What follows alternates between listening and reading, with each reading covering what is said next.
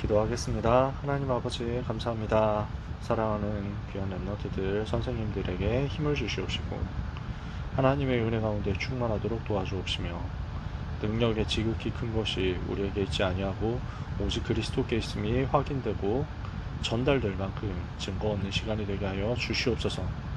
주님을 더 알게 하시고 우리 주님 더 사랑하게 하시고 그 은혜를 지극히 풍성하게 누림으로 현장에서 그리스도 말하지 않을 수 없는 풍성한 능력의 역사가 회복되게 하여 주옵소서. 지금 이 시간 사탄의 권세는 예수 그리스도 이름 앞에 결박되어 떠나가게 하옵소서. 예수 그리스도 이름으로 기도합니다. 아멘. 오늘은 사복음서 가지고 예수님의 생애 정리하는 시간 마지막입니다. 24과예요. 사복음서 마지막 시간입니다. 우리 주님이 부활하신 내용을 가지고 말씀을 같이 나눌 거예요. 그래서 제목이 부활하신 나의 주 나의 하나님 예수 그리스도 그랬습니다. 예수 그리스도의 죽으심과 부활은 예언된 사건이었는데요. 구약 성경은 오실 메시아가 우리 죄를 대신해서 죽으실 것을 예언했고 또 동시에 구약 성경은 오실 메시아가 사망 권세를 이기고 부활하실 것을 예언했어요. 시편 16편 9절에서 11절에 하나님의 기름 부음 받은 거룩한 자는 무덤에서 썩음을 당하지 아니할 것이다 그랬고요. 호세아 6장 1절 3절에는 그가 이틀 후에 우리를 살리시고 사흘째 우리를 일으키시니 우리가 그의 앞에서 살리라 그랬습니다. 하나님께서 죽은 자 가운데서 메시아를 그리스도를 다시 살리실 것인데 이틀 후 사흘째 되는 날에 살리실 것이고 그 날에 우리 모두가 그를 믿는 모든 사람이 다 사는 역사가 일어나게 될 것이다. 부활에 대한 정확한 예언이죠. 성경에서 그렇게 예언한 대로 또 당신께서 직접 예언하신 그대로 우리 주님은 죄와 사탄과 사망 권세 이기고 부활하셨어요.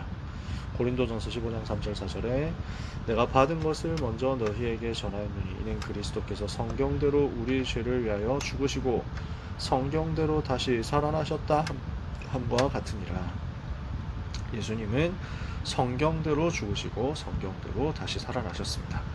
그래서 어떻게 살아나셨느냐 하는 이야기를 오늘 하는 겁니다. 예수님이 죽으시고 부활하신 것을 아마 여러분은 다 아시니까요.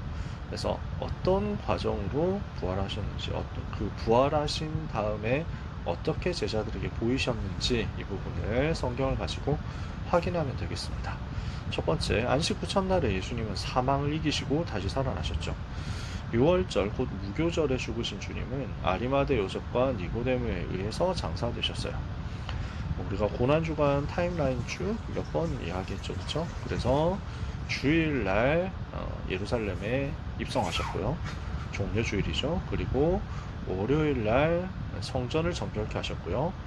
화요일날 논쟁하셨죠. 그래서 제사장, 바리새인, 사두개인, 율법학자 이런 사람들이 와가지고 예수님께 시비 거는 걸 예수님이 다 말씀으로 꺾어버렸죠.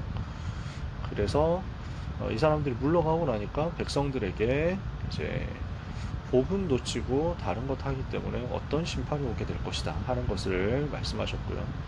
그리고 제자들에게 감람산으로 올라가셔서 거기에서 마태복음 24장 25장 일에 대한 중요한 메시지를 주셨죠. 세계복음화 그날까지에 대한 메시지를. 그리고 수요일에 쉬시고 목요일에 세족식 하시고 성만찬 하시고 다락방에서 중요한 메시지 주시고 그리고 겟세마네 동산으로 가셔서 기도하시다가 금요일 새벽에 잡히셨죠. 그래서 금요일 날 이날이 6월절 날이에요. 이날이 무교절 날이기도 합니다.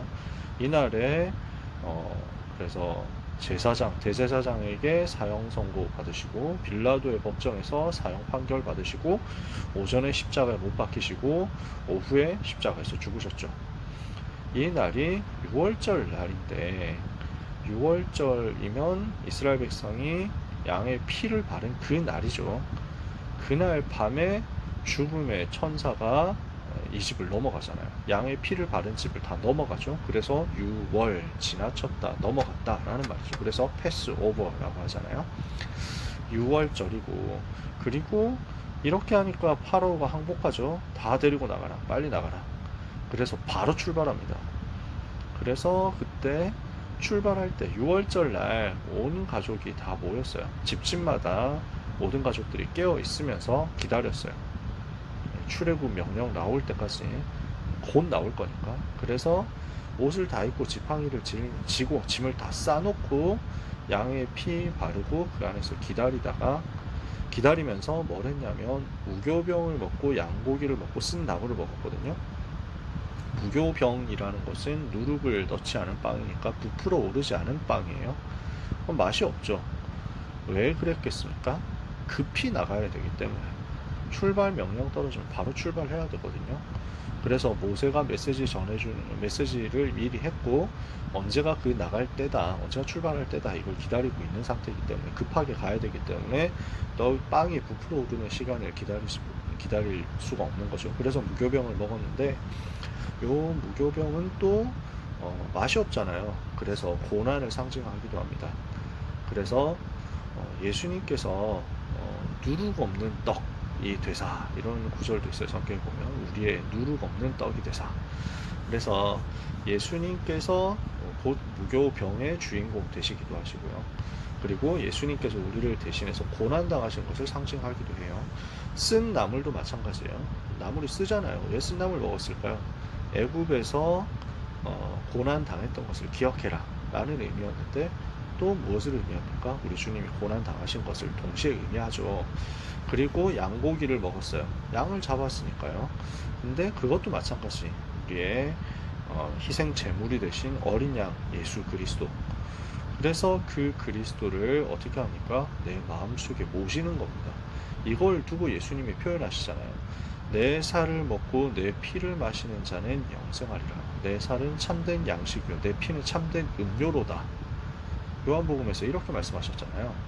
그래서 양고기를 먹는다라는 것도 그것을 상징하는 의미가 있습니다. 그때 죽으셨어요.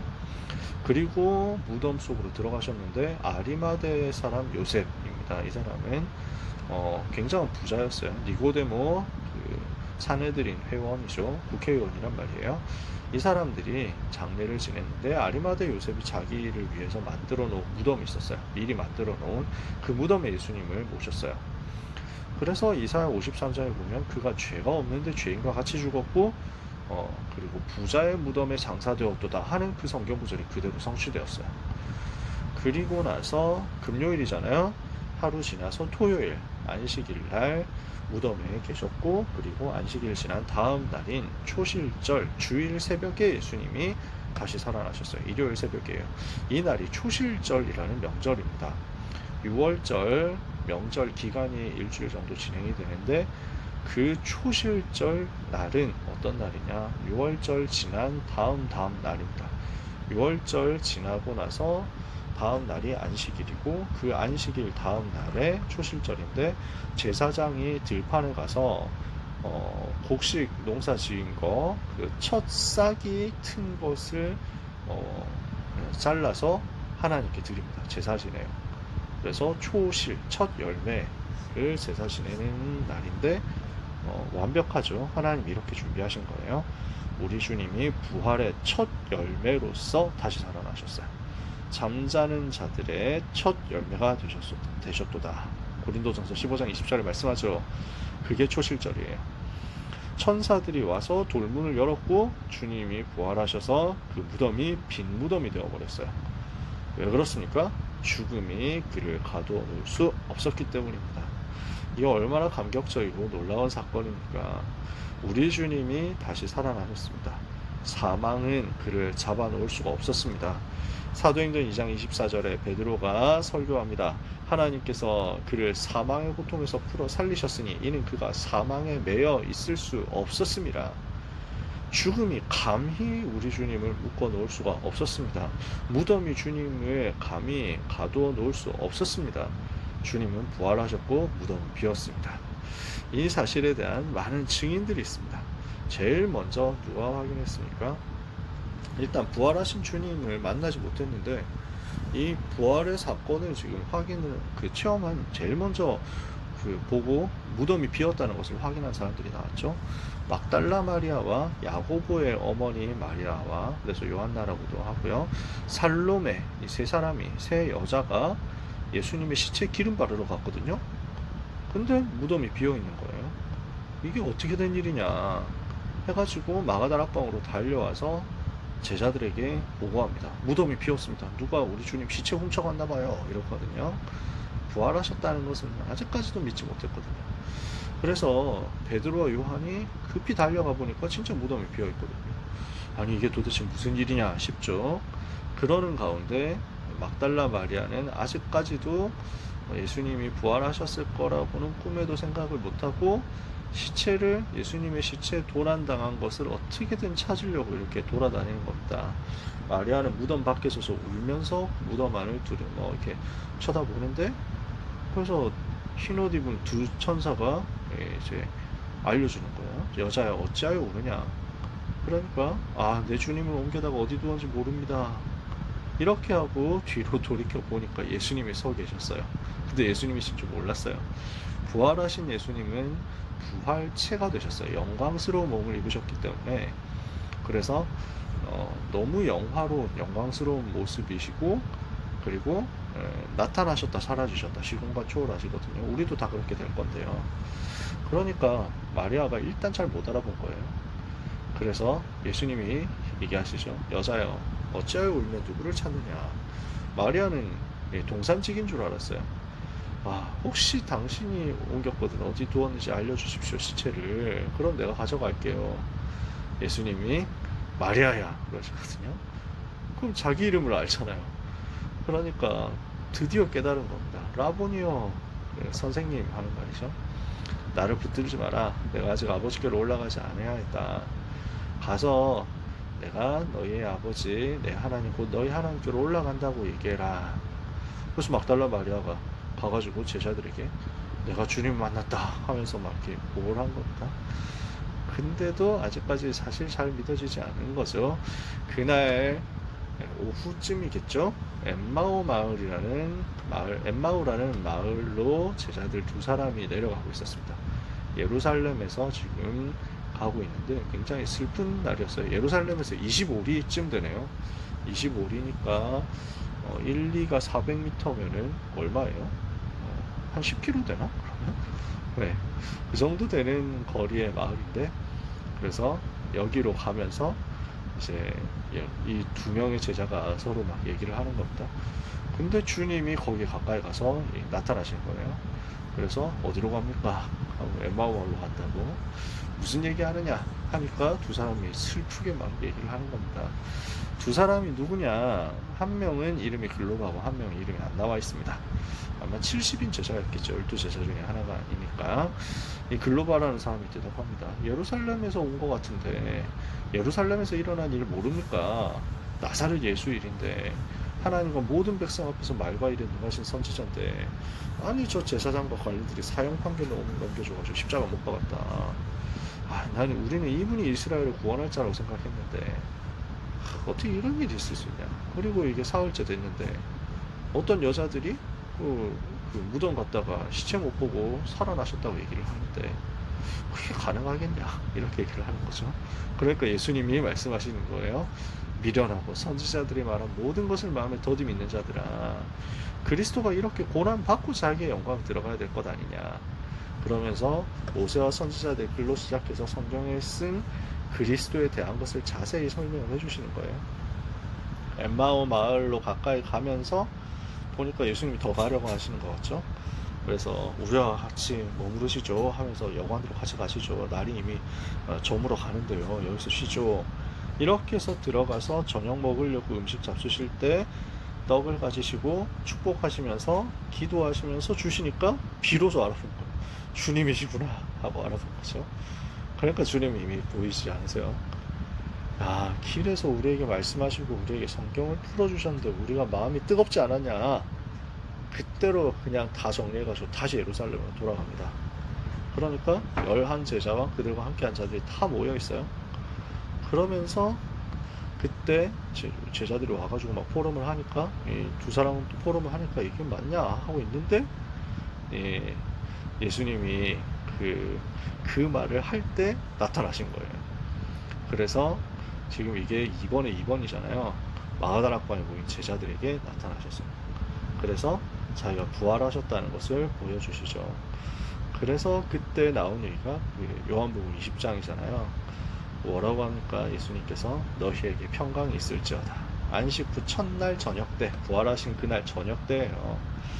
그래서 너희에게 평강이 있을지어다 하시고 손과 옆구리를 보여주시니까 제자들이 기뻐하죠. 너희에게 평강이 있을지어다. 아버지께서 나를 보내신 것 같이 나도 너희를 보내로라. 그러면서 숨을 내쉬면서 말씀하세요. 성령을 받아라.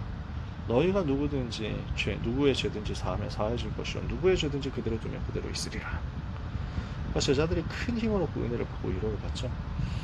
그리고 나서 또 8일이 지났습니다.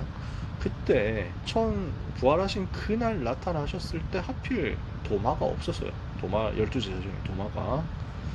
그래서 주님 부활하셨다 이러니까 야 말이 되냐. 사람 죽은데 어떻게 부활하냐고. 그 손에 못 자고 보고 손가락 내가 넣어보고 그 옆구리에 창자국 내가 안 넣어보면 못 믿는다 이랬거든요. 근데 그 말을 하고 나서 8일이 지났습니다. 주님이 다시 나타나셨어요. 도마도 다 같이 있을 때. 문 다 닫혔는데 예수님 나타나시죠. 너희에게 평강이 있을지어다 하면서 도마 이리 와라. 그래서 만져봐 이러시거든요. 과연 만졌겠느냐 그건 알 수가 없는데 성경에 기록되어 있지 않습니다. 과연 감히 만졌겠느냐 그건 알 수가 없지만 그래서 도마는 보자마자 예수님께서 도마 보자마자 야 손 내밀어서 내 손 만져보고 옆구리에도 넣어봐라. 믿음 없는 자 되지 말고 믿는 자 되라. 도마는 나의 주시오 나의 주님이시오 나의 하나님이십니다. 그래서 오늘 제목이에요. 그게 이렇게 고백하잖아요. 나의 주시오 나의 하나님이십니다. 너는 나를 봤기 때문에 믿냐? 보지 못하고 믿는 자들은 복되다. 이러면서 갈릴리로 가자라고 다시 한번 말씀하시죠. 처음에 막달라 마리아한테 나타나셔서도 갈릴리에서 만나자라고 하셨는데 제자들이 못 믿고 있거든요. 그러니까 다시 나타나셔서 직접 말씀하시는 거예요. 갈릴리로 가자. 그러니까 갈릴리로 제자들이 메시지 듣고 가기는 가는데 갈릴리까지 거리가 한 80km인가? 저 정확하게 기억이 안 나네요. 갈릴리까지 가는 거리가 이제 좀 되거든요. 그래서 아마 걸어서 한 3, 4일 정도 걸릴 겁니다. 하루에 한 8시간 정도 걷는다 쳤을 때 제가 그 조사를 했는데 잊어버렸네요. 그래서 갈릴리로 가기는 갔는데 부활하신 주님은 이제 나타나셨다 사라지시고 사라지셨다 나타나시고 이런 상황이시거든요. 그러니까 제자들은 뭐 그때 시계가 있는 것도 아니고 스케줄러가 따로 있는 것도 아니고 갈릴리에서 만나자고 하셨으니까 갈릴리로 오긴 왔지만 언제 어떻게 해야 될지는 모르겠고 그래서 좀 막연한 거예요. 거기다가 아직도 좀 부끄럽거든요. 예수님 십자가 지신 게 얼마 안 됐잖아요 지금. 그러니까 뭐 보름 정도밖에 안 됐을 거예요. 날짜 못해가 따져보면. 그때 자기들이 호언장담했다가 생명 걸고 주님 따라가겠다고 했는데 막상 십자가 지실 때 되니까 다 비겁하게 도망가고 베드로는 예수님 3번 부인하고 이랬단 말이에요. 부끄럽잖아요. 기쁘면서도 부끄럽고. 그래서 갈릴리에 왔는데 뭐 해야 될지 모르겠는 거예요. 그래서 베드로가 야 나는 고기 잡으러 간다. 하던 게 고기 잡는 거니까요. 그래서 이렇게 되니까 그 옆에 다른 제자들도 우리도 같이 가자 이렇게 합니다. 그날 밤에 그래서 고기를 잡는데 밤새 아무것도 못 잡았어요. 날이 셀 때 새벽 때쯤 되어가지고 예수님께서 바닷가에 나타나셨어요. 갈릴리 호숫가에서. 제자들은 몰랐죠. 예수님이 호수가에서 배를 향해서 크게 소리 질러서 이렇게 하시는 거예요. 얘들아 좀 잡았니? 그러니까 못 잡았습니다. 그러니까 그물을 배 오른편에 던져라. 던졌더니 물고기가 셀 수 없이 올라오는 거예요. 그러니까 옆에 제자들이 주님이시다 이렇게 눈치를 챈 거죠. 그러니까 베드로가 옷 벗고 있다가 뭐 거기서 바다에서 이제 그 고기 잡는 거니까 그래서 뭐 물에 젖으면 안 되니까 겉옷 뻗어놓고 이제 막 우통 까고 이렇게 작업하고 있다가 주님이라고 하니까 바로 아이고 하고 겉옷 두르고 빨리 주님께로 가야 되는데 배를 놓아가지고 가는 게 너무 답답한 거예요. 이러니까 에이 내가 간다 먼저 간다 이렇게 해가지고 겉옷 입은 채로 바다에 뛰어들어서 헤엄쳐서 가죠. 그래서 먼저 육지로 올라오고 그리고 다른 제자들은 배 끌고 이렇게 해서 올라옵니다. 잡은 물고기 숫자가 153, 153마리예요. 이게 도대체 무슨 말이냐. 많이 잡았다는 의미도 되는데 어떤 학자는 얘기하기를 이게 153이다. 그 153이라는 숫자가 그 히브리어는 알파벳이 숫자하고 대응된대요. 영어 알파벳도 숫자로 이렇게 되잖아요. 그래서 히브리어 알파벳도 숫자로 대응되는데 153을 놓으면은 베드로라는 이름이 된대요. 그러니까 예수님이 나는 네가 누군지를 알고 있다 이렇게 얘기를 하시는 거죠. 너는 베드로 아니냐 이렇게 부르시는 거죠. 이 상황이 이해가 되시겠죠? 원래 베드로는 별명입니다. 본명이 시몬이잖아요. 예수님이 별명을 붙여주셨죠. 베드로라고. 반석이라는 의미거든요. 잘 흔들리고 잘 넘어지는데 그런 베드로를 보고 아니야 너는 반석이야 걱정하지 마라 내가 너를 반석같이 만들 것이다 이렇게 하시는 거였거든요. 근데 베드로는 본인 입장에서 보면은 그렇게 반석같이 든든하지 못했고 주님 부인하고 도망쳐 나온 사람이었는데 그래서 내가 베드로가 될 자격이 있나 하고 또 근심하고 이렇게 있을 텐데 예수님은 알려주시는 거예요. 아니야 너는 베드로야. 내가 너를 베드로로 세웠잖아. 내가 너를 만들어 갈 거야. 너다. 내가 너를 찾아온 거야 라고 하시는 거죠. 이렇게 해서 올라와 보니까 육지에 올라와 보니까 예수님께서 불을 다 피워놓고 계셨어요. 생선도 놓고 떡도 놓고 이렇게 해가지고 음식 준비를 해주신 거예요. 세팅해놓고 지금 잡은 생선도 가져와 이렇게 해가지고 이렇게 해서 같이 아침밥을 차려주신 거죠. 와서 조밥 먹어라 아침 먹어라. 그래서 떡도 주시고 생선도 주시고 이렇게 해가지고 제자들에게 나타나시면서 그날 메시지 주시죠. 그게 그 유명한 메시지 아닙니까? 요한의 아들 시몬아 네가 나를 사랑하느냐 내 어린 양을 먹여라. 그러면서 많은 제자들에게 보이셨어요. 그래서 갈릴리에서 여러 제자들에게 나타나시고 또 고린도전서 15장을 보면 일시에 500여 형제에게 나타나셨다 그랬는데 언제 나타나셨는지는 성경에 구체적으로 기록되어 있지 않으니까 모릅니다. 갈릴리에서 나타나셨는지 아니면 마지막 감람산에서 나타나셨는지 모르겠어요.